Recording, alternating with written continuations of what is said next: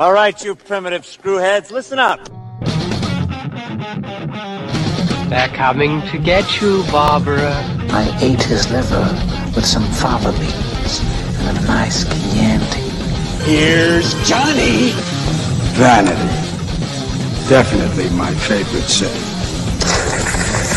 I am the devil, and I am here to do the devil's work. The power of Christ compels you. This is my boomstick. What's your favorite scary movie?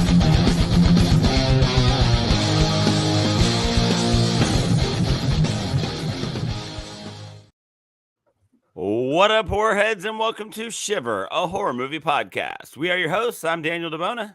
And I'm David Ulloa. And we are joined again this week by Erik Kline. Erik, how are you, man? I'm good. Thanks for having me back. We are very happy that you're back. We are back after a week off. We did Spooky Empire, and it turns out spending 48 straight hours drinking wild turkey and talking horror movies takes a toll on you. And you got to get caught up on work and a bunch of stuff. So we missed last week, but we are back. So now they're just, connected episodes. We're going to be talking Fall of the House of Usher. We're coming back with the second half here. We're going to wrap this thing up. Man, this one is a lot. If you have not listened to our first one, go ahead and pause us right now. It just went live today. If you're watching us live, get on there and listen to us through the first 4 episodes because we had a blast with this one. But man, I think we've got even more to talk about now to wrap this thing up. This has been quite the ride. I mean, what an experience this whole damn thing has ended up being. So if I can throw it back at you now, Daniel. Yes. Because Erik and I have seen the show in its entirety, I think before we even did the first one. Right. You were waiting to watch these last 4 episodes until we were recording this. What are your thoughts fresh right off of these last 4? And I mean, and when you say I watched all 4 last night. Like I'm 24 hours removed from the second half of this thing. And I mean, it was quite the ride. It was interesting in the beginning. The thrill kind of came from realizing that he was doing all of the different Poe stories and things like that. Then with the second half, the thrill was like, okay, well, how do we keep cranking this up? And Flanagan did not disappoint when it came to keep cranking it up. The weird hurdle I had with this one was I did run into the first Poe story that I was completely unfamiliar with in this second half. When we get to talking about Goldbug, I actually went and paused it and read a synopsis of just what happened in the story Goldbug, just because it was the only one I had zero familiarity with. Like I had honestly never even heard of Goldbug as a Poe story before I watched this one. So before I watched this show, so I didn't actually read it, just basically Spark Notes it. Just to show my age there. I don't think Spark Notes is even a thing anymore. But now they use Schmoop. Schmoop is fantastic. So is Lit Charts. It's what all my students use. And so I was thoroughly impressed by how 5, 6, 7, 8 episodes in, this thing still kept me on my toes, kept me on edge. And even like knowing the stories and things like that, I was still in awe of some of the shit that this family accomplished, I guess is one way to put it. Yeah. Well, I'm glad that's where you're at. That's very similar to where I was at. Erik, what about you? Yeah, I think I mentioned this when we recorded last, that I was a little bit grumpier about the first half than the second half. You did mention that. and I think Daniel kind of expressed why it was where and maybe this was just sort of warming up to it. I think this was after we were done recording. After we were done recording last time, I was like, man, I think I did like those more than I realized. But that the beginning of it felt so much to me. It's just okay, here's Poe, here's Poe, here's Poe, here's Poe. And then in the second half, I felt well, it still obviously has all these Poe illusions and stuff like that. I felt like it was kind of maybe standing on its own 2 feet a little bit more. Or if it's not, it's just I got over my initial It's probably the latter. Like I got over my initial like sort of reservation. I don't think those two things are mutually exclusive. I think they can both be true. Yeah, I mean, with the second half, I was much more interested in the family dynamics and where it's going. And maybe part of that is because, well, half the family has already been killed. So there's like less extraneous stuff. It gets a little bit more kind of focused on each of the individuals, like each of the individual children in the last 4 episodes. I feel like it's a little bit more, a little bit gives them a little bit more depth. But yeah, I really like the second half of this. It recovers the first half for me in a way that I finish it and I'm like, I like this. I'm glad I watched it. Right. What about you, Dave? I do think that the second half is stronger than the first half. And that is with a major lack of Kate Siegel. I think I may have said this in the previous episode, but I am obsessed with her. And I will watch her and Carla Gugino for that matter in anything. And so to kind of not have her in the second half, to me feels almost criminal. Right. Because she's not just like beautiful, but she's an amazing actress. So I would have liked to have, and that's the thing with Flanagan, is that because we've seen so much of these actors, it's like I want them to be in the whole thing, but they can't be in the whole thing. Because if not, then it doesn't leave you with that feeling of wanting more. Right. And I always want more of Kate Siegel. So this show did a fantastic job of doing that. And Kate Siegel was Camille, right? Yes. She was Camille. Yeah. Right. Okay. Yeah. So she was gone by the 3rd episode, and right. she'd show up here and there. But I think that Flanagan knows this. He knows that people want to see more of her. And so he kind of just like dangles that carrot in front of you. Regardless, I think that this last half of the show is just absolutely stacked.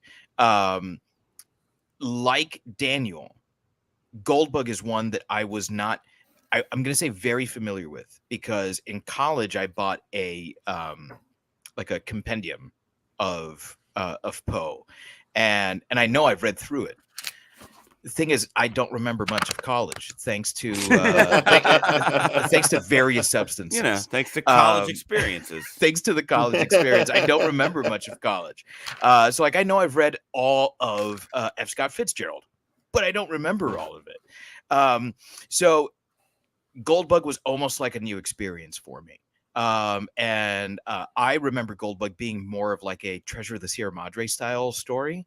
Yeah, it was very Goonies from what I could tell from reading. At least that's what I remember from Goldbug. But so for me, this was like this might as well have been the way that Poe wrote it. I don't really know.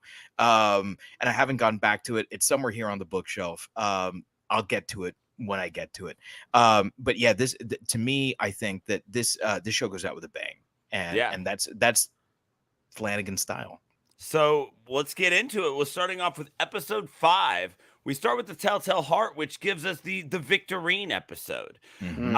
And so, shit.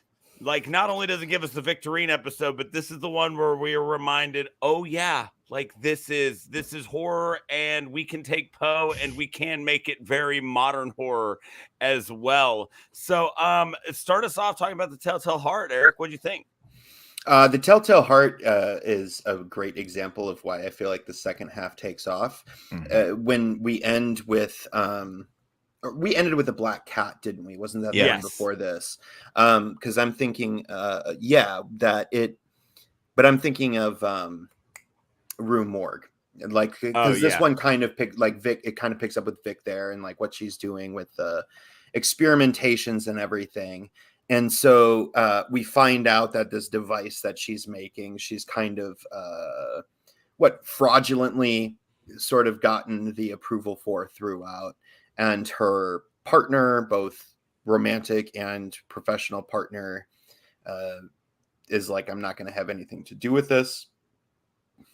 And she throws her she throws her little statue at it. I'm thinking the right one, right? Yes, no, yeah, okay. You're looking right at me. I'm like, am I? Yeah, and she throws the thing at her, and it's like not intentional. But one of the things I liked about this one is because I think I can say with relative confidence, she's probably the child that I dislike the most. Okay. And so the comeuppance was particularly satisfying to me.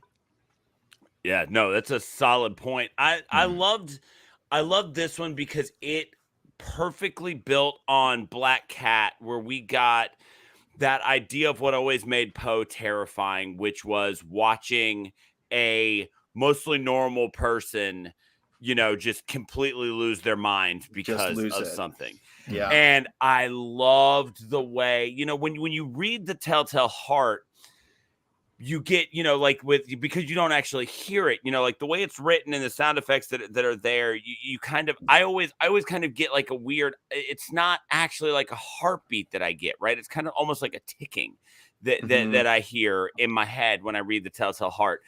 There was something about the way that now in an audio and visual medium, we got that sound that was actually, it wasn't just like a boom, boom. It was like that wet squishing sound that a heart would make. That was so unnerving. But what was amazing about this episode is, you're right. For all of the right reasons, I can't stand Victorine. But for all of the right reasons, Tania Miller was spectacular. Oh, for sure. In this role. Tania Miller, like she would get this look on her face when she was hearing it and nobody else could hear it, and she would kind of do that stare off into space thing, and you would just hear the heart beating.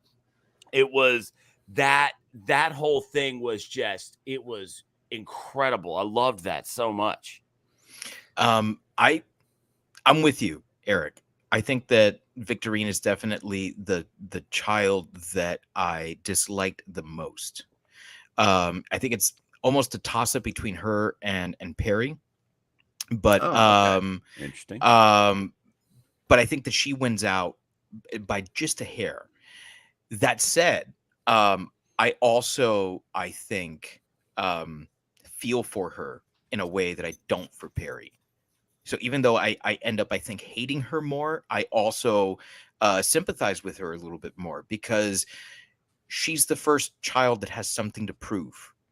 And although she was like the first one outside of the nuclear family to be brought in, so the others look at her as a sort of like, oh, you were like the game changer that made it possible for us to come forward. But she also still feels. Oh, sorry, I was going to say, but also like the original pariah. Yeah, because of that. Yeah. So I love that scene in the bar after the death of Leo, where the three of them are sitting together and they're like, we're the three left, and she was like, yeah, but it's two of you and me. It's not really the three of us.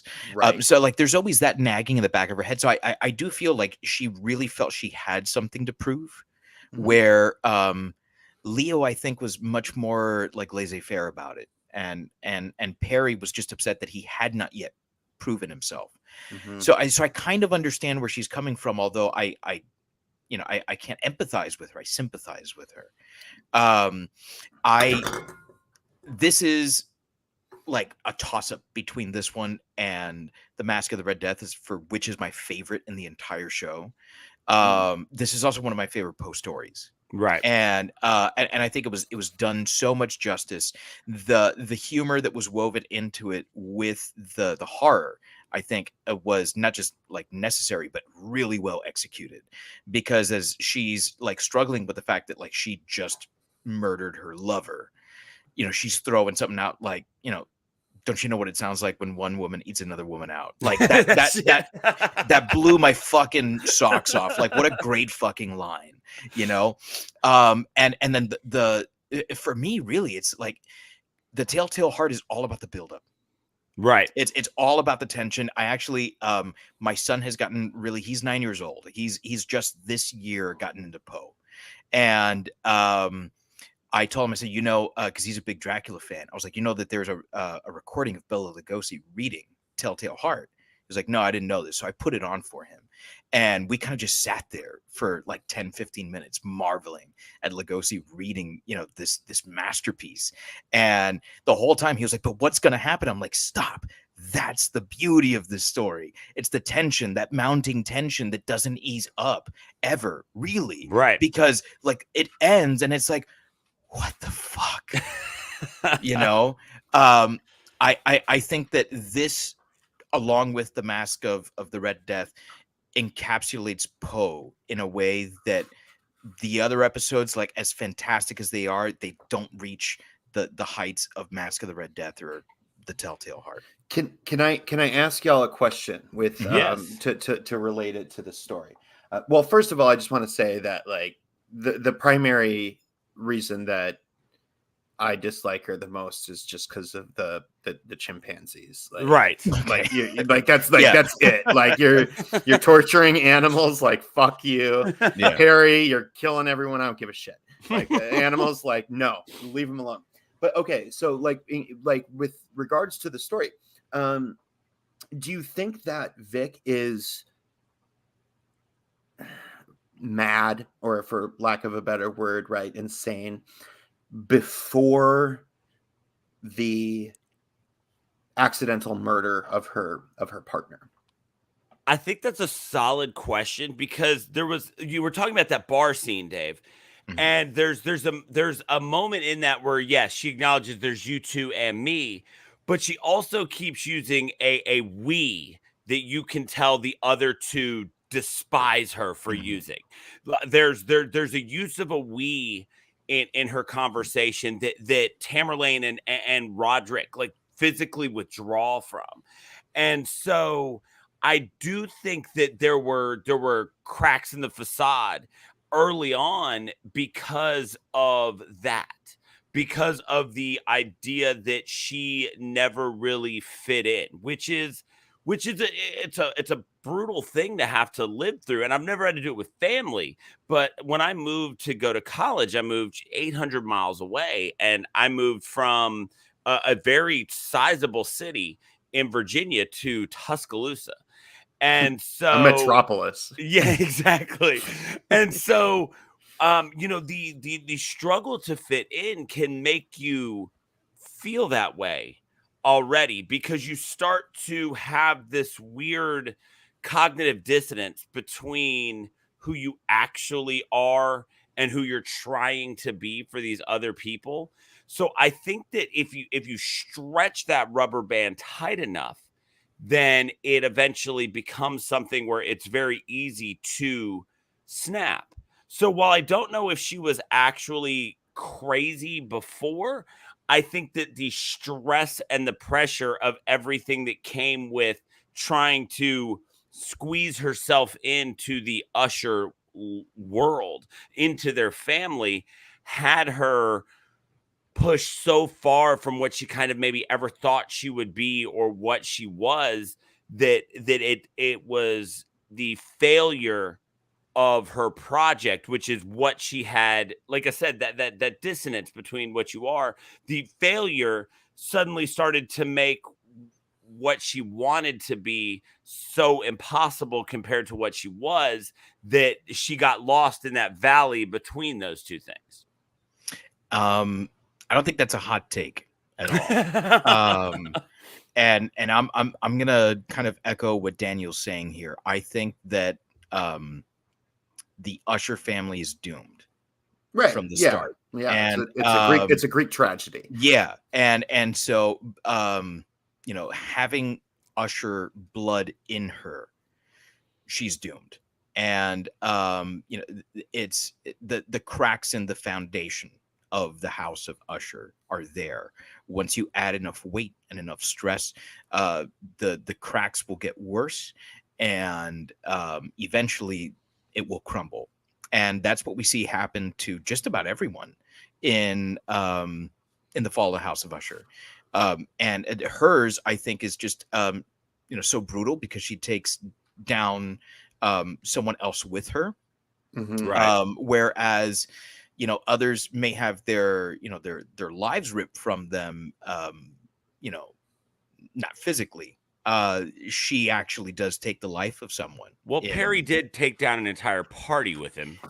But he didn't care about any of them. Okay, Right. fair. That's Yeah. true. That's true. Yeah.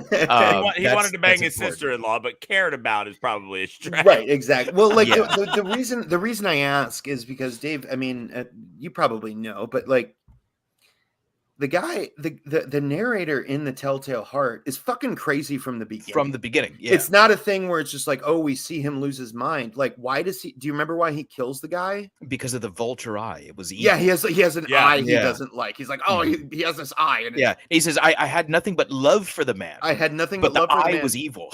And he begins the story, right? Like, I know you're going to think I'm crazy, but I'm not. Let me explain it to you. It's so a he explains beautiful the whole opening. eye thing. Which like, is something a sane this is person totally never has sane. to actually Yeah, it's like, say. now I understand. And like expecting the audience, i.e. us, the readers, being like, oh, yeah, the evil eye. Yeah, so Right? now I get it. Yeah. And so, like, that's what I was wondering, like, with Vic, it's just like, do we think she's kind of like lost it before she actually starts hearing the hearts and everything? Yeah. I think in And a I think subtle it's- way yes. that is given to us by the fact that her girlfriend, I can't remember her name right Liz? now. Sure. That she she's okay. telling her, she's like, our data is tainted by the fact that you are using this Fortunato device on or the drug on these hearts, on these chimps, because now this is not accurate Allie. data. Allie. It was Allie. Yeah. To me, for a researcher to number one, do this in the first place. Number two, be told by someone that it is not just unethical, but will end up fucking them in the long run. To me, all of this says that she's nuts, because like, this is your career. And it's not only her career in the sense that like she's being funded by her dad and like, it's her family stuff, but like outside of that, she also has to continue to be, a medical researcher aside from the Usher family. So like no one that I know in like academia is willing to sacrifice like their reputation for tainted data. No, I was wondering where you were going to go with that. I'm like, man, because I feel like people in academia will sacrifice fucking anything, but reputation might be the one thing. Reputation is the only thing. It really is the only thing. And I've adjuncted at a couple different universities. I work with a university down here in Miami as I teach dual enrollment through that university, and it's like that's the only thing. Mm-hmm. That academics are not willing to sacrifice. To me, that is proof positive that she is out of her fucking mind. She's the mad scientist. Yeah. Yeah. And you know what? If we do, and I still have sort of mixed feelings about it, but if we are gonna like sort of shoehorn this critique of the Sacklers and Big Pharma and stuff like that, it makes sense that we will have, as well as Roderick Usher, the sort of heartless, business person chasing a fortune.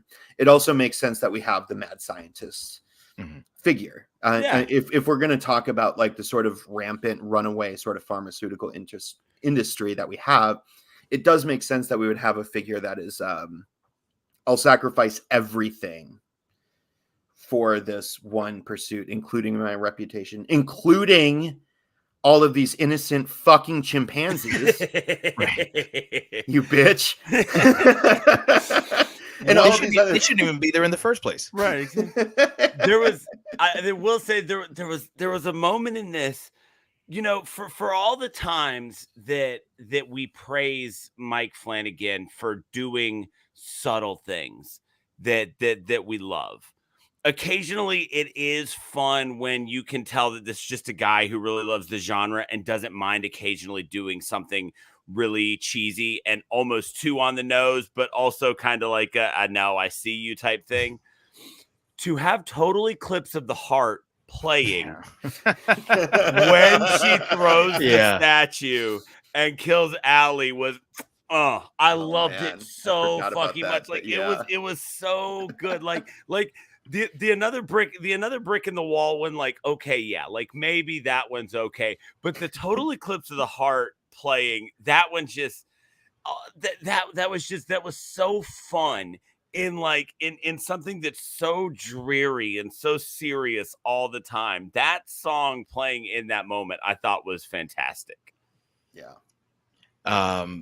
Yet another reason why Mike Flanagan is the master. Right. And this kind of moves us into episode 6, which is Goldbug. Goldbug focuses on Tamerlane, and kind of like starts, I think, the crescendo of the show. So since we kicked it to Erik last time, Daniel, I'll kick it to you. What were your thoughts on this one? Like I'm gonna just come out of the box. This had the moment that actually made me scream and jump on my couch in this episode, and it was that window breaking. Like when Roderick is telling his story and that window shatters behind him to the loudest boom that plays in the entire series. Mm-hmm. And to not bury's the wrong word, to hide that thing 6 episodes in. So you're 5.5 episodes in with just a couple of jump scares, a couple of moments, the jester popping up in the limo, the first time we see Perry fully, those things, and so much that had happened was scary. But that was, again, like I said, like sometimes it's Kiss, right? Keep it simple, stupid. Mm-hmm. Blow out a window with a loud ass boom in the middle of a tense moment. And then you get really scared, but it's one of those scares where then afterwards you laugh at yourself because it was so stupid. What was episode 6? Not when we got that jump scare in the car with Nell in The Haunting of Hill House? Oh, it may have been. That may have been 6 too. Yeah, and that's one of those things where it's like it's a really tense moment between two characters in a very enclosed space, and then all of a sudden it's just bang, the greatest jump scare of all time. and you're kind of laughing at yourself. You're like, oh, it shouldn't have got me, but I peed the bed either way. Exactly. So other than that, this episode was wild as shit. Mm-hmm. Like just again, it's something we're going to keep talking about, but this was another one where the terror of this episode was watching someone fall victim to their own bullshit. Mm-hmm. and watching her at just all of the weird and bizarre things that are wrapped up in her life, which if you're a fan of the show, Michael Hunger's hosted a couple of episodes with us. The two of us had a very interesting conversation about whether or not a cuck is the right term for a woman who likes to watch her husband fucked. Turns out it is not. Here's a little sexual FYI for you. She's called a cuck queen. It is a different thing. Michael Hunger and I did far too much research into this last night. And yet somehow not enough. But like just all of that kind of coming to a head and her not sleeping and everything that went into it also just becomes one of, we've seen somebody turn on a sprinkler system full of caustic water, acid, something, right? We've seen a person jump off a balcony, somebody mauled by chimps, somebody kill herself. But this was a freakishly creative way to have someone die. Again, have the death be their own fault. This was probably the death that most got me like you know what I mean? Probably the most. It's one everybody's been cut by a jagged piece of glass or just something rough before, and just the idea of all of that glass falling on you while you land on a bunch at the same time. Yeah, this one was very guttural, but again, a creative way to have her do it to herself, which was a fun change of pace from the one before that was just like, no, this chick just stabbed herself. Like, so, you know, we got just the real straightforward death in what Vic did by stabbing herself, into a very, very creative moment of her shattering the mirror above her bed and all of that glass falling onto her. There was a lot in this episode that I really enjoyed, but the number one thing that I loved about this episode was Dupin calling Roderick on the bullshit of, how are you telling me about things that you weren't there for? Because, you know, you get into that idea sometimes when you're reading something that shouldn't have an omniscient narrator, and they know details they shouldn't know. And it's something I had thought about in the first couple of episodes, but kind of pushed from my mind. And I loved, like, and it was a hard stop. He was in the middle of telling part of the story. And he's like, wait. Yeah. And he just interrupts him and calls him out on it. And then it's easily explained away by, oh, they told me. And I was like, yep, they did. All right, we're good. Now, So, yeah, I mean, it was just, I loved that moment because it towed the line of fourth wall breaking without actually doing it, because then it proposed something that in the context of the show made sense. Love it. Eric? Yeah, like I said, this was the one, like, where it was kind of the first death that I feel like really got to me, like, just in terms of like a sort of like bodily horror, like, and the fact that it is these mirrors and the sort of metaphor of that, right? Like, it's this own image that she wants of herself that kills her, blah blah blah, which is true of, like, you know, all of the ushers, I guess. Right. I like that in this episode, and it's not just in this episode, it's through Tamerlane as the character as a whole, but just like the sort of digs at like this sort of like wellness craze and like just like how bullshit and empty it is. I like that, and you know, the when she's up on stage, like first announcing this brand and everything, and it's kind of like, it's not goop. It's not goop, and these are not the Sacklers. Yeah, exactly. No, like, again, like this, this episode was good. I love. I'm not gonna kink shame her. I mean, whatever. You know, not at all. I mean, people are into what they're into. They're into what they're into, and as long as consent is involved. But do you think like the show does? Do you think the show? I mean, because I feel like the show kind of depicts it like, oh, look at how fucking crazy she is with this, or no?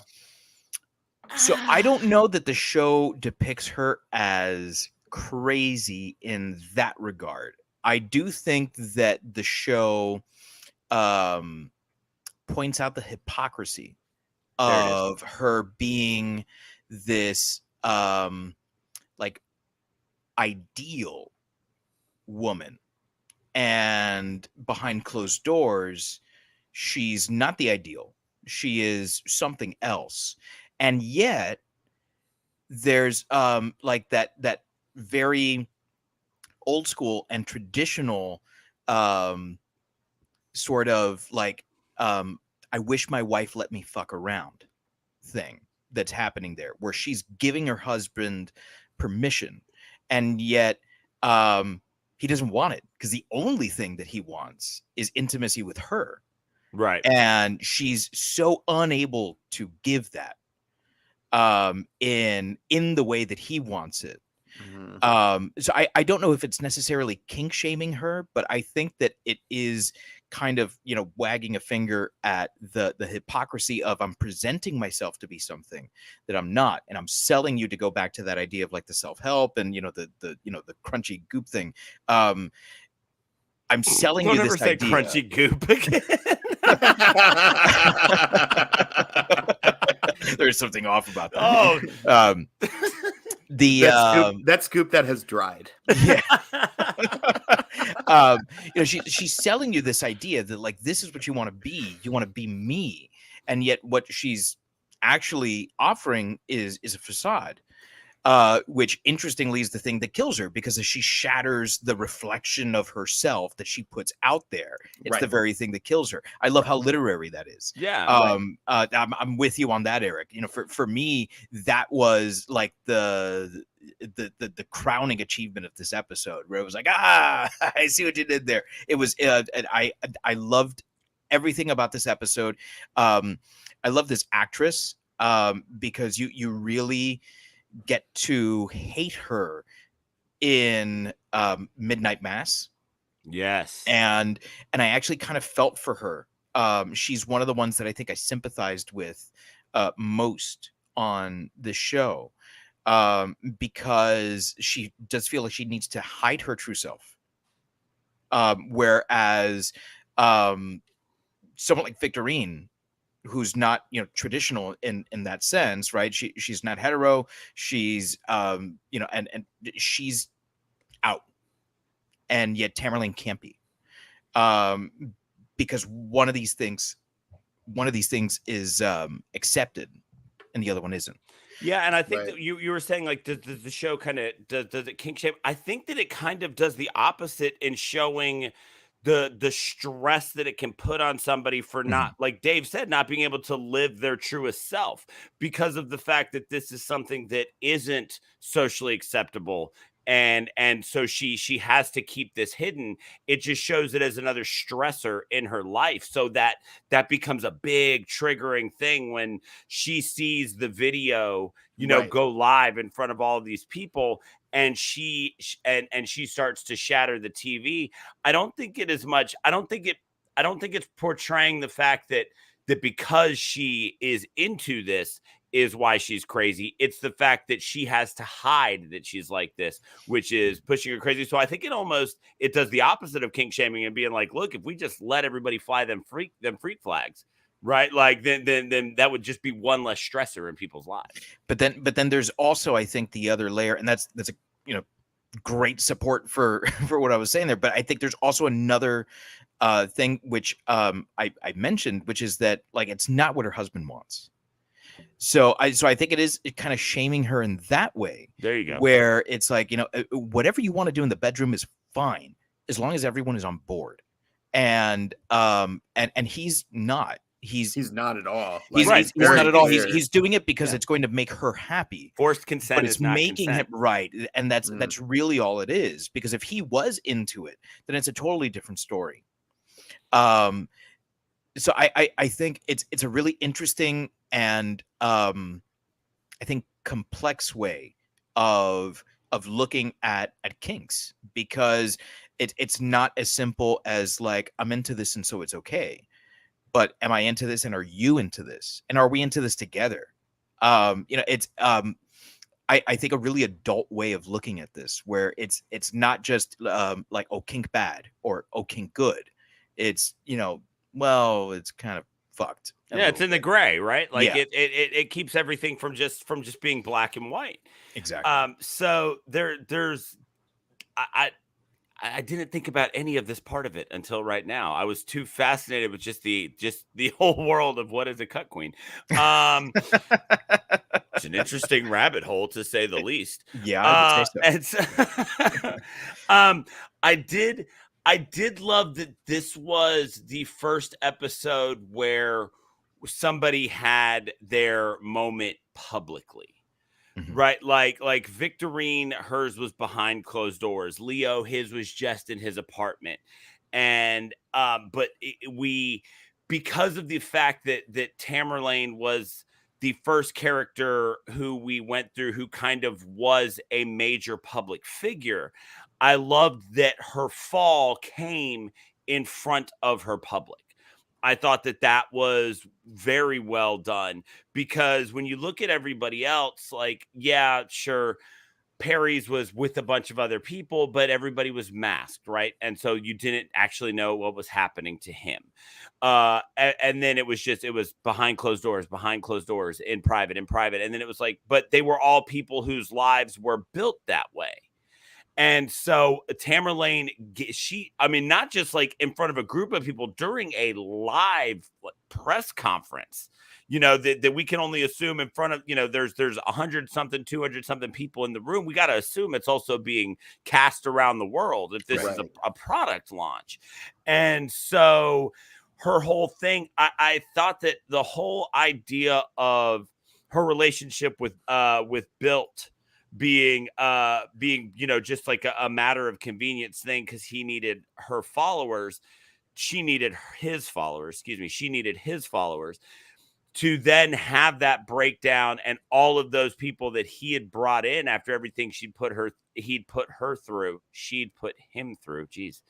after everything she'd put him through, to have that breakdown come in front of all of those people made it even more poetic. Yeah, absolutely. So Goldbug again cranks it up, gives us a death on par with, just about anything that Flanagan's done. And this is not even to mention that we discussed the entire episode of The Telltale Heart without mentioning the fact that was just one of the most gruesome things that Flanagan has committed to film in his career so far, by actually showing us Allie with her chest done open with the, I don't know what surgeons call that thing where they spread your ribs open or whatever, but we actually saw that whole thing. We got this one where it was a much more brutal death, because yes, getting hit in the back of the head of the statue is gonna suck. But like the mirror thing, like you said, it was bodily. You could feel it. So we take all of that, and now we're just full head of steam going into episode 7, and we hit the pit and the pendulum. And I'm torn on who to throw to first here. I'm going to go to Dave just because he hasn't had a chance yet.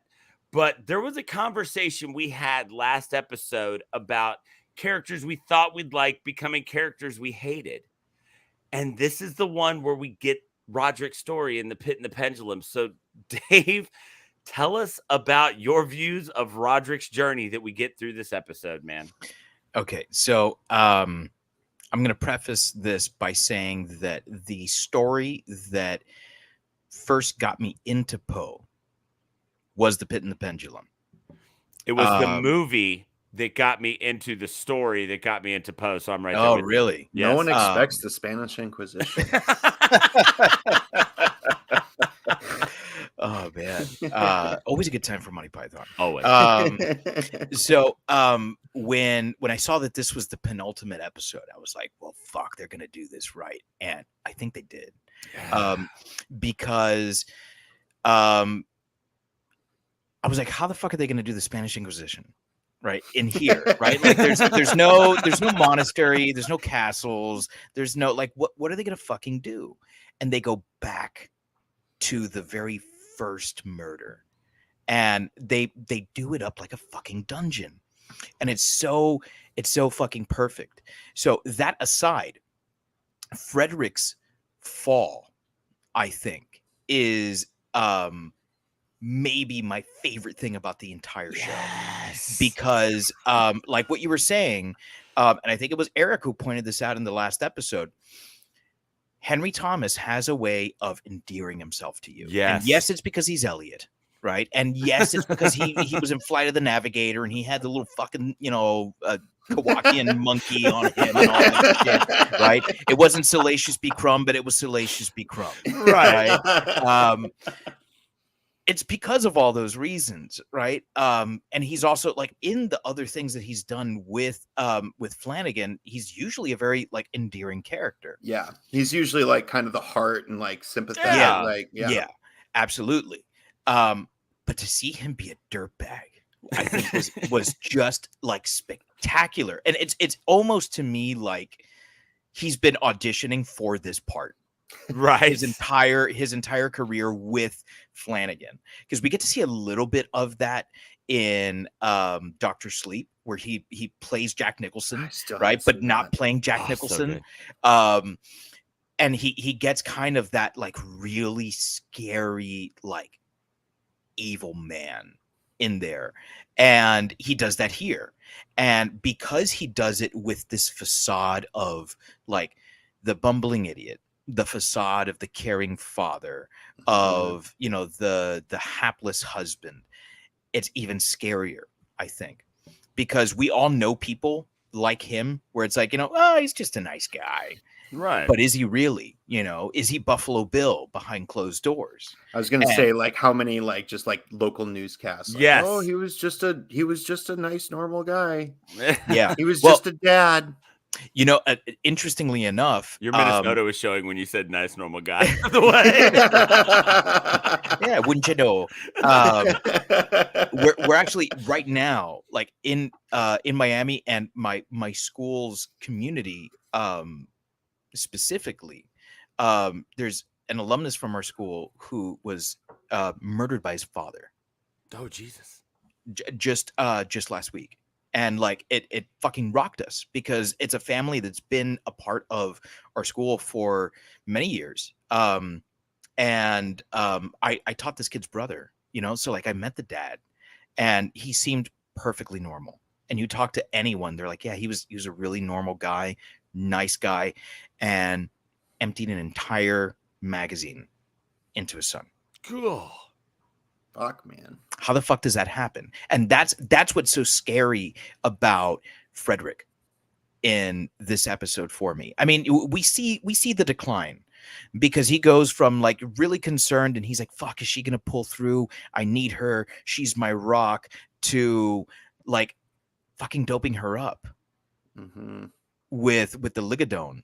And just by the time he's pissing on the ashes of the family in the dungeon bar club thing, I'm hoping that he didn't have enough time to put it away so that the pendulum cuts through him before it cuts through him. I want this man to die with his dick out. Yes, that's exactly what I wanted. And I loved that when Carla Gugino came on, she mocked him for it. Yes. It's like, you are the scum of the fucking earth. Anything I can do to make you suffer before you die needs to happen. I absolutely loved the fall in the last of the ushers before we get to Madeline and Roderick in this episode. To me, this episode is like, there's in these last 4, there's the telltale heart right up here, and then like just beneath it is the pit and the pendulum. Eric? Well, yeah, no, I really agree with everything Dave is saying, and has said. Frederick was the one that we start out like wanting to like thinking, but he's the oldest of the children. So of course, like deep down, he's going to be like the most like sinister or whatever. Right. One of the things I wanted to ask y'all, like similarly to my question about the last episode, with like, is there a way that you think it sort of deals with addiction a little reductively? Like, it's just like, oh, see, this guy sucks and he likes cocaine, and like, and that like every time he gets like shittier, like he's fucking snorting shit, and like, of course, doesn't he do cocaine like at the dungeon before he dies? Am I remembering that right? Because that's how he ends up paralyzed. Yeah, like that. There's a weird way to me, and maybe it's kind of like what y'all were talking about with the previous episode, that maybe it's like actually indicating something else here. But I remember like when I watched it, I was like, okay, he sucks, but like you're just like adding this like addiction thing on it, and like personally, that's one thing, like one problem I've had with Flanagan as a whole, is he like just like loves to like throw addiction like in his shows. And I think sometimes it sticks and sometimes it doesn't. The one guy, the one brother in The Haunting of Hill House, like the junkie, the heroin addict, like that episode is incredible, and I can never watch it again. Like as somebody that's like struggled like in their own with like addiction and shit like that, like, but like I feel like he does it really fucking well there. And I feel like in this one, I didn't get it the same way. For this one, at least to me, that's why I'm asking y'all like what you felt about like the way that he treated like his sort of like powder addiction in this. I thought that it was a little like one-dimensional and kind of I can agree with that, because the addition of cocaine to his life throughout this, it like on the one hand it becomes, at first it's just something that he says he just, you know, he needs it just to kind of lean on it because he's got to get stuff done. But then now that you pointed out, it does become something where like as he falls kind of deeper into it, he becomes a worse person. So I can see where that you could take that from it. I didn't think about it until now, but I do see that point. Yeah, and it's certainly not like correlation equals causation. Like it's not like Flanagan directly makes it like this is why, but there's just this weird correspondence there that I don't know. Dave, what do you think? Cocaine makes me awesome. And I've never can do anything. I've never been an addict. And I haven't done it in years. So this is going back to like my heavy metal years. This is Naked Vengeance days. This is the Naked Vengeance days. So like if you hear our intro music, that's from my heavy metal days. That was my metal band, Naked Vengeance. You can look it up. I had really long hair, long beard. And so did the other guys in the band. And cocaine was there. 100%. Like looking at this, like objectively, like years removed from it, cocaine made me a better guitar player. 100%. And I was much more interesting when I was high on cocaine. Much more. That said, I think you were interesting because you had so much to say. No. Wait. Just let me get this point out. Hold on. Can I talk? Yeah. That said, I do understand why it's used as sort of a marker for like the derailment of someone's life. That doesn't mean it's smart or easy. Or to me, it's a little lazy, a little on the nose. But I don't think it was necessary to have in the episode. And in that sense, I guess it is gratuitous use of addiction to kind of make a character point. Whereas had the cocaine use not been there, would it have changed anything? And I don't think it would have.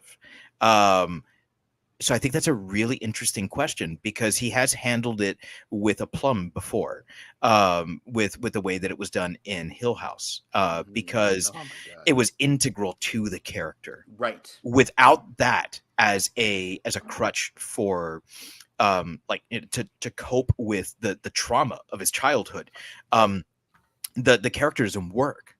But Frederick does. Integral to like how like what happens in the end with them, like absolutely right.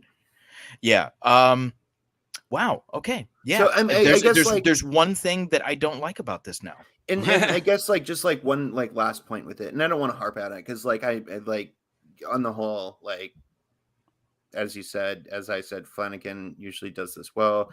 I think he dropped the ball a little bit here, but like because so much of the overall arc of the story is about like this moral decay and this moral decline, right? And we know that, or we'd like to pretend culturally. I don't know that the institutions actually believe this, but like that like addiction is disease, and it's moved away from that sort of moral bankruptcy model that did dominate like discussions of addiction for so long, that it's just like, oh, you're an addict because you're a bad person. Right. You know, that like the way that it has those correspond with the larger themes of the show. I just didn't like that much, but I love the atmosphere of this episode. I loved, like, beyond that, like the way that the way that we do see his decline. I mean, the shit with his, like, him and his wife in the hospital is just, like, fucking hard to watch sometimes. Oh my God. Yes. Like, it's like, oh my God. So, and this is where we also start to see, maybe not right here, maybe it is a couple episodes earlier, but if I remember right, again, it's been a little bit, but this is where we really start to see his daughter as a fuller character. Yes. Yeah, this is where Lenore becomes more than just a 2D character kind of in the background. 2D, like, see, she's good. Yeah. And for me, that's really what marks Frederick as a terrible person, because I think that you can hate someone for lying to you and for having another life you didn't know about, or another side of them that you didn't know about. I think that it's understandable to hate someone for that. And even though the way she's painted is not like someone who did this regularly, but like someone who was looking for adventure for one night.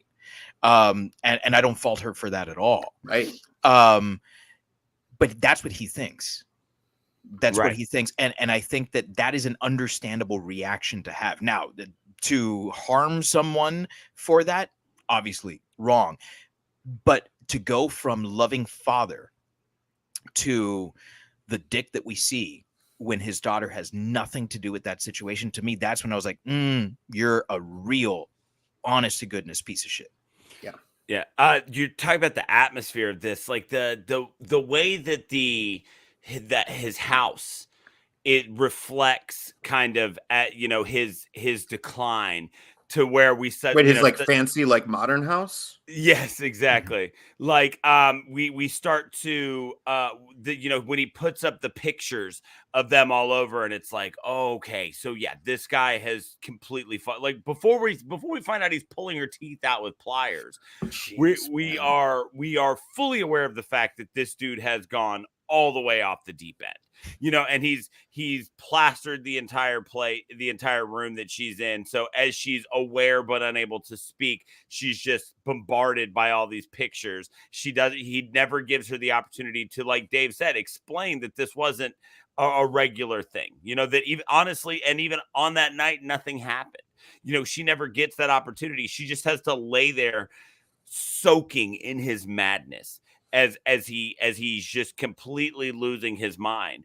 And so when it starts there, and then we find out about the pliers, I loved in this episode the fact that even Verna, who is, I don't know, a demon, the actual devil, left up to consideration, but I love the fact that she even expresses a hate for him.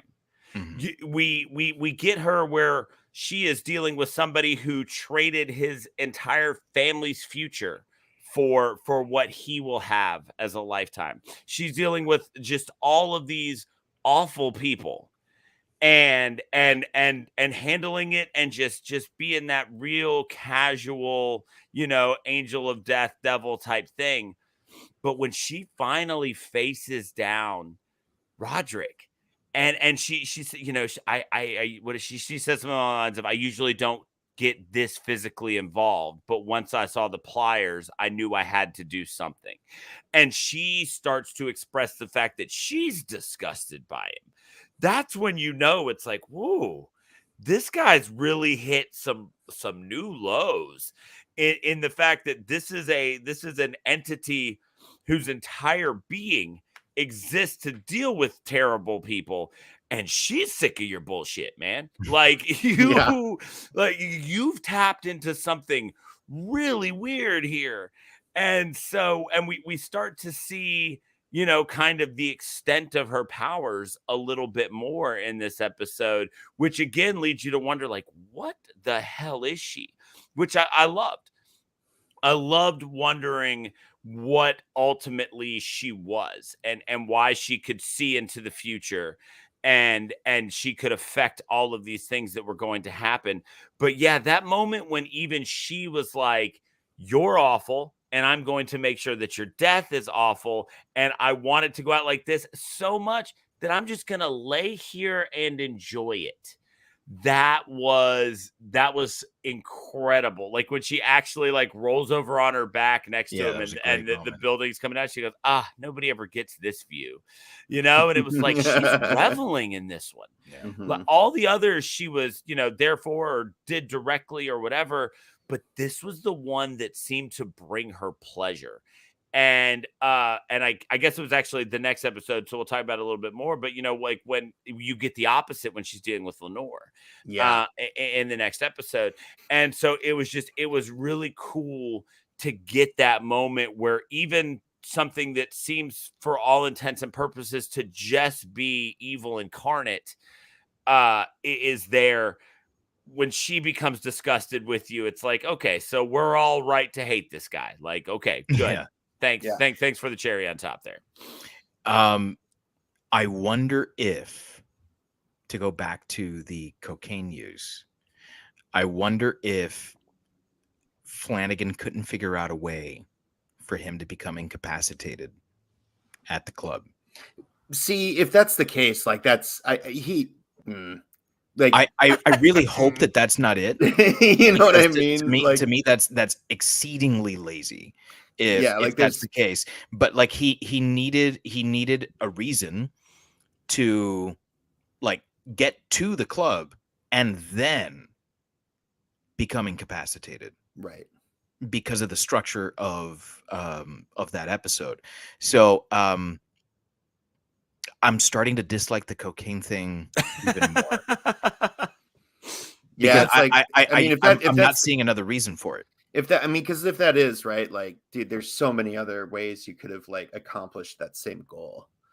I mean, Verna is, as you were saying, Daniel, I mean, seemingly all powerful. I mean, she mimics his voice to do the radio thing. She she convinces the wait staff at the party to leave. She's the one who gets him to put the Ligadone or the nightshade, the Peruvian whatever, into his cocaine bag. So yeah, she could have just been like, lay down, and he would have hit the ground, you know. But regardless of that, I still like there is something spectacular here. And this leads us to the last episode, which I think is aptly named The Raven.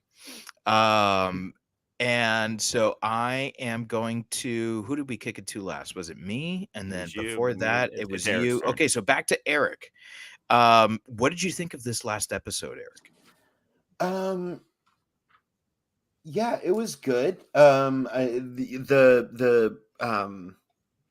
stuff with Verna and the death / murdering of Lenore is like one of like the in like a total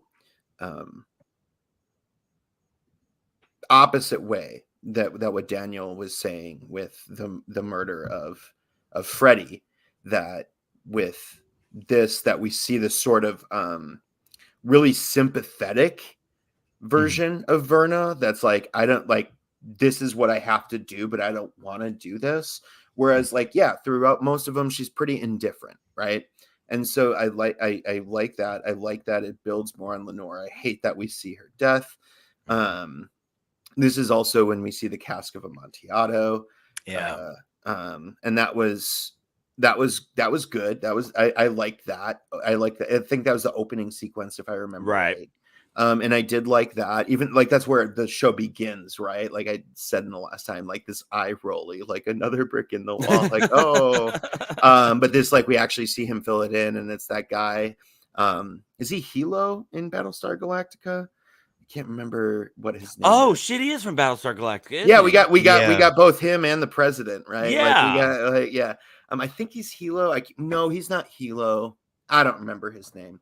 But anyways, so he's like this boss, and like we see this. It's one place where we see a kind of cosmic justice on somebody that's not the Ushers, and actually they're the ones enacting it, because like this is not somebody I feel bad about, right? like, I mean, even if that way of death is pretty fucking horrific, like they, for viewers or listeners, right? Like the Cask of Amontillado, they just sort of like tie him up and then put a wall in front of him and just leave him to die. But he sucks, and he sucked throughout the whole fucking show. Yeah. So I like that. I think that the end with Madeline is actually, I think that's like one of like the scariest scenes in the whole show, is when she finally comes up and is like choking Roderick, because she has like the little rocks in her eyes or whatever. Yeah, the Egyptian stones. Yeah, that. So that was pretty great. And then, yeah, what? DuPont gets out and he's just like, I'm retiring. And like, I'm done with all this. Yeah. Like I think it's a pretty satisfactory conclusion to the whole show. I don't think that it throws in any curveballs or weird things at the end. I think because this show operates in this the frame narrative that it does, and there's this sort of Greek tragedy type thing that it has, we already know, and it's the fall of the House of Usher. We all know this fucking story. Like, we already know how it's going to end. The house and I think falls. Weird. What? But it's also a metaphor for family. What? But that's like, okay, we already know it's going to happen, and I feel like it just executes it well without trying to do anything like flashy or like like this one final twist or something like that. It's just, it goes how we expect it to, and I think it does it in a satisfying way. Perfect. So there were in this show, there were two moments that made me. I was never sad that Frank Langella got pulled from it. Like, I was like, oh, okay, sure. Like, let's see what happens. But there were two moments. He was the original Roderick, right? Yes. Yeah. Yes. Okay. So there were two moments in this show that I think that Bruce Greenwood pulled off better than Frank Langella could have. And the first one was in Telltale Heart. And that is his reaction to opening the door and seeing Allie and trying to still interact with Vic. Absolutely. Like there was something guttural about that moment where I was like, this dude was so perfectly cast. But the one that sold it, and they saved it for bottom of the ninth in this, Bruce Greenwood reciting The Raven in this last episode gave me chills. It hit on every single level. It was so perfectly placed in the narrative. It was so perfectly placed in the timing of the show, and his delivery was stellar. I was floored at how good that moment was. That was the standout thing from this final episode for me. Was he started into it and I was like, okay, somebody's finally doing the Raven. And then it just everything that built into that moment where he was dealing with finding Lenore, and the way that entire thing was shot with just his voice perfectly reading the Raven over the top of this. We were talking about the Pit and the Pendulum. Seeing the movie made me kind of figure out the story. My earliest experience with the Raven was Treehouse of Horror. Yes. And so, eat my shorts. Exactly. And so you see that, and then you read it, and then it's done, and it's done over and over again, and I've heard so many people read the Raven. But man, just everything that went into his delivery in that point, and his voice in that moment was so good. I was blown away there. And so just for everything else that happened in the episode, Jess, we finally see him bricked into the wall. The brick that says "You're small." Yeah. That you're he so has small. to stare at. Yeah, you're so small. Just there were so many little things in this that were just perfect, just let me butcher a French phrase, pièce de résistance, right? Yeah. There were just so many perfect little things in this episode that it was a reminder of why every single time we talk about Mike Flanagan on this show, we just sing his praises, because there's always that wrap up from the stark ending and the bleakness that's the ending of Oculus, to the pure jump. We haven't even done it on the episode, but on the show, but the pure jump scare that's the ending of Ouija Origin of Evil. What a great underrated movie. Fuck yes, I love that movie. But just the guy knows how to put the perfectly tied bow on every project he does, and this was no different. Just everything we got in this episode, down to the fact that, yes, one of the last things we see is the actual house fall. But it took us 7 episodes to get there, and we got all the metaphorical falling of the house first, and then you just cap it with and this is what it actually looks like. Just that was all so perfectly done.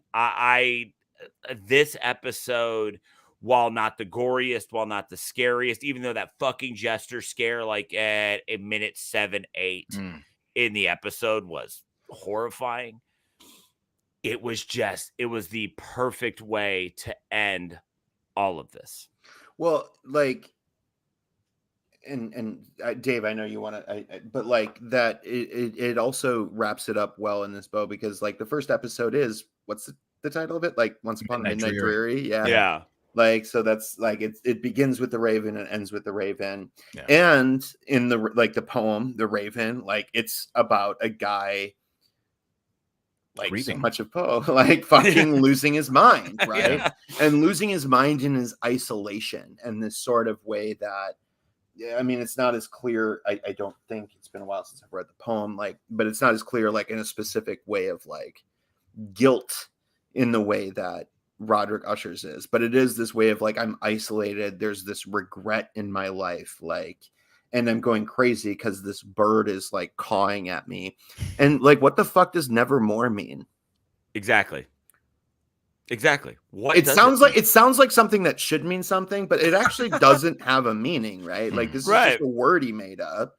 And it's just well, I feel never and more, it's kind of oxymoron, but it's just this guy that's losing his mind because of shit that he can't make sense of.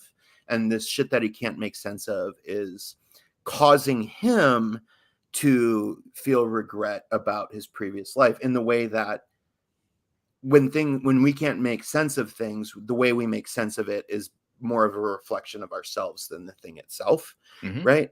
And I feel with the plot stuff, that the way this aligns with the fall of the House of Usher, it does great. As far as the title goes, I actually really like how this does kind of evoke some of the similar sort of, I don't know, tones or themes of the poem. It could have been really easy to just be yeah, it's the Raven, because that's what everybody knows about Poe, right? And it does have the Raven at the end and whatever. But I feel it actually does use that poem, not just with him reading it, but with him, or with the sort of the way that we see him kind of break down in this episode. I think that for me is what really did this, is that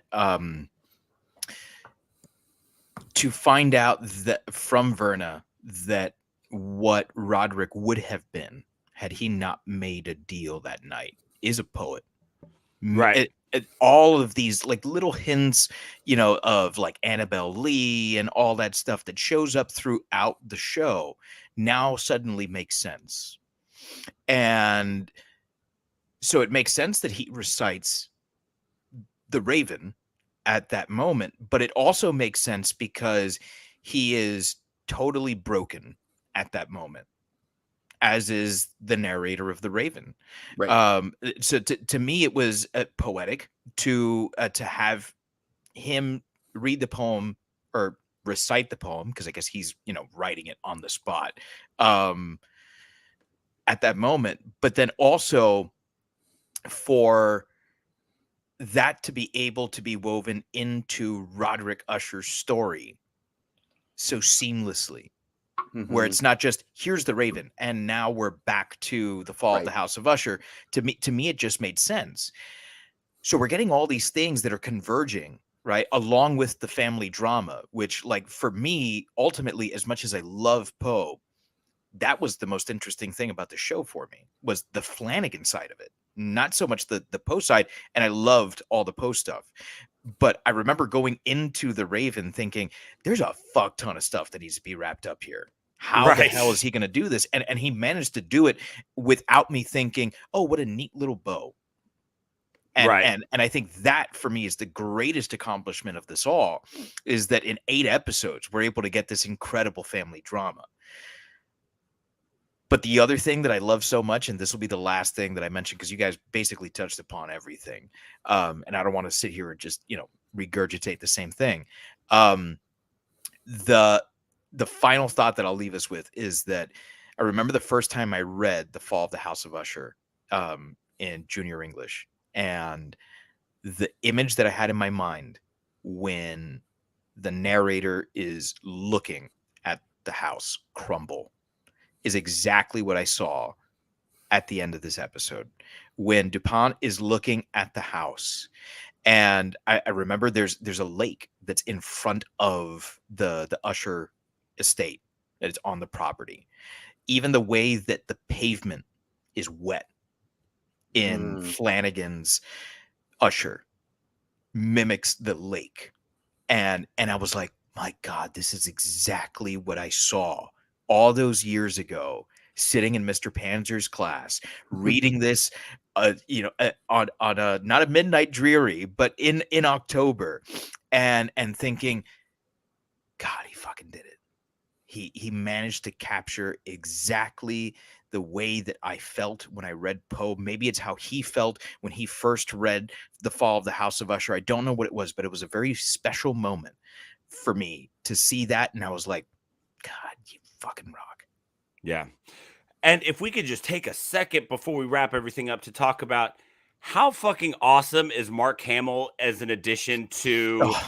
we have not given cast of characters. And then for him to get this like beastly awesome moment where we finally get to see, like, he actually gets to sit down and we get some of the Pym story. But we, starting off with like the walking up and putting the needle in Verna's neck and then just perfectly wrapping her in the plastic and the tape, and then just tells her to go fuck herself.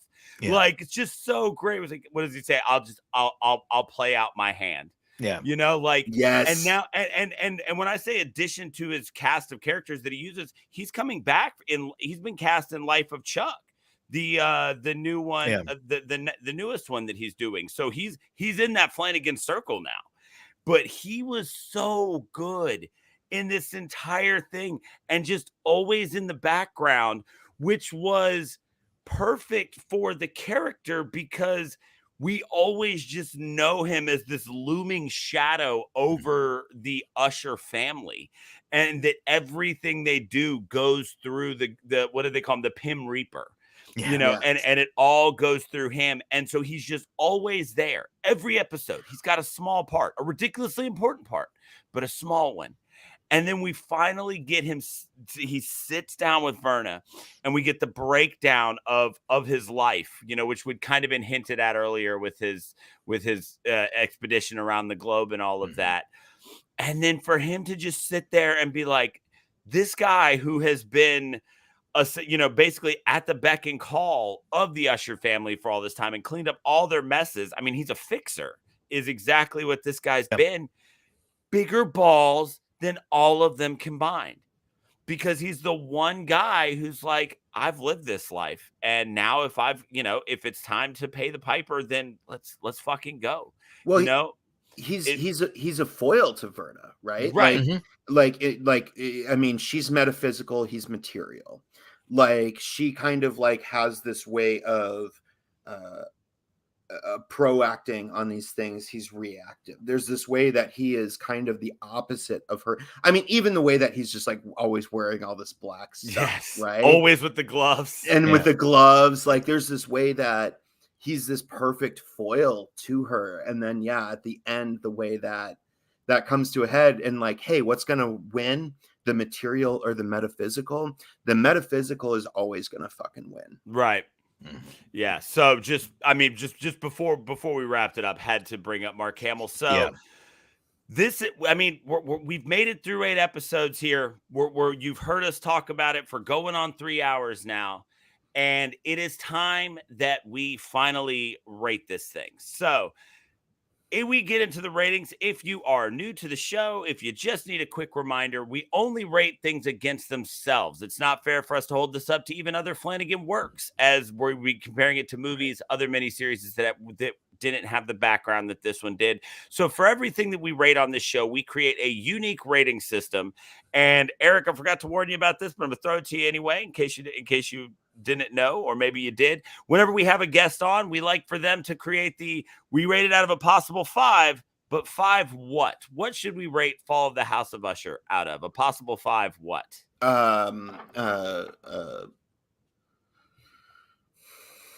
5 vulture eyes. There we go. I love that. I love it. So, Eric, out of a possible 5 vulture eyes, what do you give Fall of the House of Usher? I would say a 4. I would say that like before I had this conversation with y'all, it would have been like maybe a 2.5 or 3 at best. Okay. But yeah, like a 4. Like I very much appreciate the show more after talking with y'all.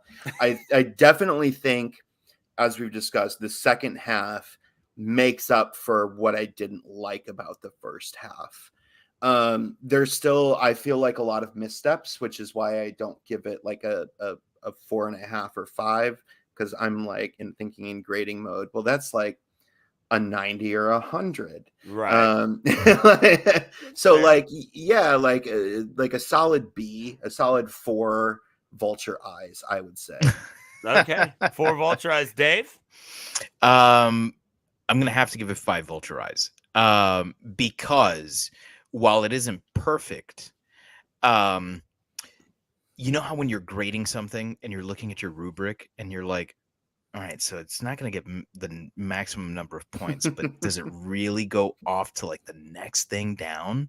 That's kind of where I am here, where it's like, if there's something that bugs me, does it bug me enough to like bring it down a peg?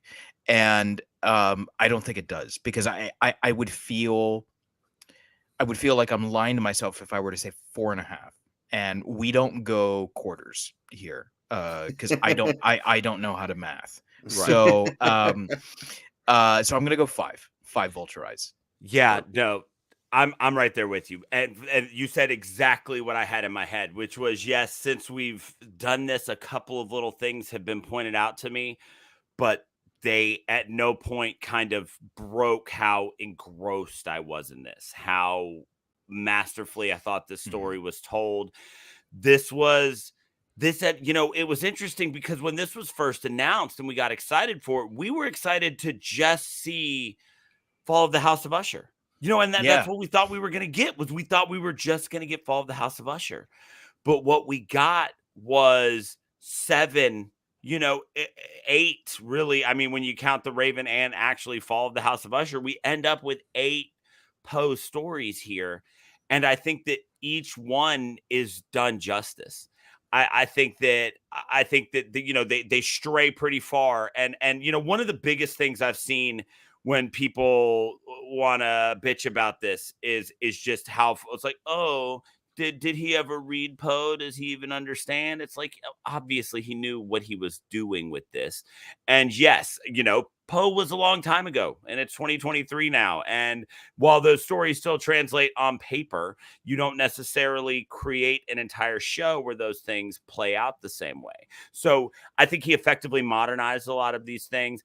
I think that he wrapped them up in a way that never felt forced. I I very rarely, if at all, felt like something was just shoehorned in because this was another story he wanted to do. I felt like everything fit a character the way it was supposed to. And yeah, while there are a couple little things, I'd feel dirty if I dropped this to 4.5 vulture eyes. So I'm going to go 5 as well. Absolutely. And Nice. if I'm doing my math right, which I'm very likely not, that leaves us at 4.66 repeating vulture eyes. Repeating, of course. Repeating, of course. Yeah. But we're a movie podcast. That is one of my favorite YouTube videos of all time. It'll never get old. It'll never get old. Never get old. Yeah. Whatever. At least I have some chicken. I'm so glad you did the repeating, of course. So we're gonna round up, and it's gonna go to 5 vulture eyes. Eric, I hope you're on board with that. Hey, I'm just like the literary snob over here. I'm totally on board with it. Like, yeah. So we're sitting at 5 comfortably. Eric, it has been awesome to have you on for 2 episodes in a row. Tell everybody where they can go and find you and listen to your newest project. Yes, thank you so much for having me on. This has been such a joy to talk to both of you. I'm at the Projectionist Lending Library, a podcast with my friend and I. We read books, watch adaptations, and discuss both. We actually just dropped a double episode on Truman Capote's In Cold Blood. Ooh, nice. Philip Seymour Hoffman? Well, we do talk about Capote, that one, and we talk about Infamous. And there was a film adaptation back and in then the 1967. 1967 that's right. Hoffman was Cold just in Blood. the Capote movie, Right. Yeah. So we talk about all of those movies, and we talk about the movie or the book, obviously. I'm like Capote's like one of the people I study, so we kind of like go off the deep end here, but yeah, it's please join us. We just had that double episode drop. We'll have another one coming out soon about Erik Kline, detective fiction. Oh my god, that show is such a big part of my childhood. Me and my mom used to watch the shit out of Erik Kline mysteries. Yeah, I mean, I was just gonna say I would love to have y'all on. Like, our recording is sometimes some weird hours because my co-host lives and teaches in China.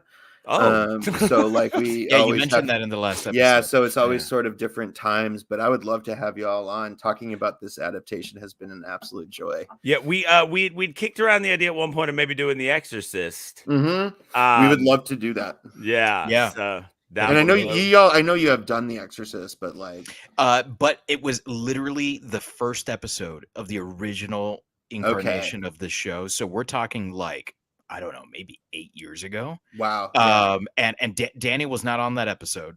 So I would love to revisit The Exorcist. Yeah, let's make this happen, because it's a little bit of a different format. We spend half of it talking about the book, and then we spend half of it talking about the movie. So I'd love it. I've never read the book. I've seen the movie. I haven't read the book either. So. And I mentioned this on the last episode when you asked like what horror got me. It was watching The Exorcist as a child, playing with a Ouija board and being convinced I was going to be possessed. So thank you guys Captain Howdy. Hey, Captain Howdy. Captain Howdy. Thank y'all for sticking with us for 2 episodes and getting through Fall of the House of Usher. Next week, we are going to be back to just doing movies. We've got one that has been this is one of the most requested movies that we've ever had. And for talking to people from Instagram DMs, from stuff like that, we are coming back next week with the hottest movie in horror this year, it seems. We're going to be doing Talk to Me. Oh, I'm next so week. about this. And so if you are listening now and you're like, I don't know if I can do another 2 episodes on 8 episodes. Cool. We're going back to a movie. We're hitting that A24 train. And we're going to see Dave. You've seen it already. I have not yet. So I'm going to be watching it for the first time when we get ready to do it next week. Eric, you've been awesome. Make sure you follow him on all his social media. If you're watching live, you can see it down there. If not, his personal is Ebob Kling with a K, EBOBKLING. You can follow his personal, find all his stuff there. And if you're looking for us, you can head to shiverpod.com, where you will find links to all of our social media sites. We are the most active on Instagram. However, we are on Facebook and Twitter as well. All of those things at ShiverPod, including our YouTube, where you can catch our live broadcasts every Wednesday. We'll be back to movies next week. We had a blast at Spooky Empire. Just real quickly before we go out, we met a bunch of amazing people. Shout out to Sparkle and Darkness, Night School. Was it Night School Academy? Or Night School. Yeah, Night School. That was a great podcast. I've listened to a couple episodes now. Really like those guys. I just finished their Nightmare on Elm Street episode. And so, yeah, a lot of fun. Hopefully we're going to be bringing these people onto the show. We met some amazing people. I got to meet V. Neil, which was a childhood dream. That was unbelievable to me. And so we just had a blast. And so thank you to everybody that we got to meet out there. If you're listening, because you met us there, we're so happy to have you. Make sure you hit us up on one of those social media sites, because we're always looking for people to have on the show. Absolutely. So on behalf of all of us here at Shiver, fright you very much.